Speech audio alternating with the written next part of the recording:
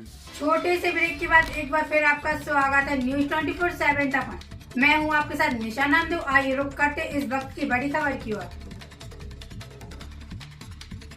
महाराष्ट्र राज्य ग्राम पंचायत संघ शाखा बल्लारपुर तालुका की ओर से प्रतीक्षारत मांगों के समाधान के लिए 18, 19, 20 दिसंबर को पूरे महाराष्ट्र राज्य में हड़ताल की जा रही है। इसके कारण राज्य भर में ग्राम पंचायत कर्मचारियों के समर्थन में बल्लारपुर तालुका की 17 ग्राम पंचायतों ने 3 दिनों की हड़ताल घोषित की है। बल्लारपुर तालुक में कुल 17 ग्राम पंचायतें हैं। ग्राम पंचायत में बड़ी संख्या में कर्मचारी कार्यरत हैं।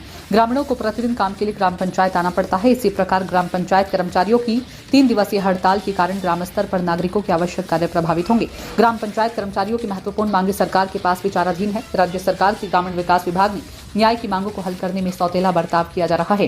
यहां पंचायत समिति के सामने बल्लारपुर तालुक ग्राम पंचायत कर्मचारी संघ के अध्यक्ष संतोष निपुंगे, सचिव सागर आत्राम के नेतृत्व में आंदोलन चल रहा है।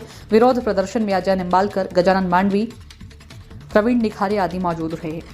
राज्य ग्रामपंचायत कामगार समितीच्या वतीने दिनांक 18 डिसेंबर 2023 पासून ते आजपर्यंत म्हणजे 20 डिसेंबर 2023 पर्यंत ग्रामपंचायत कर्मचाऱ्यांच्या विविध प्रश्नासाठी आंदोलन आयोजित केलं आहे। राज्यातल्या सर्व ग्रामपंचायती बंद आहेत।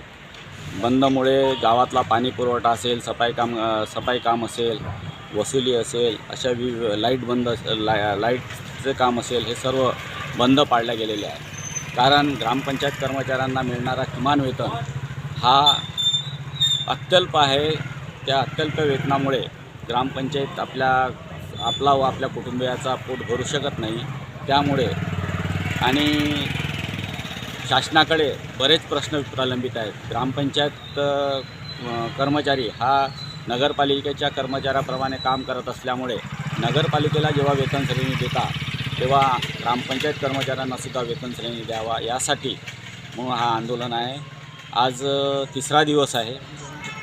शासनाने आपल्या ज्या रास्त मागण्या आहेत त्या मागण्या मंजूर केले नाही तर येणाऱ्या जानेवारीपासून बेमुदत संप पुकारला जाईल आणि गावातला गावगाडा पूर्णपणे बंद पाडण्यात येईल।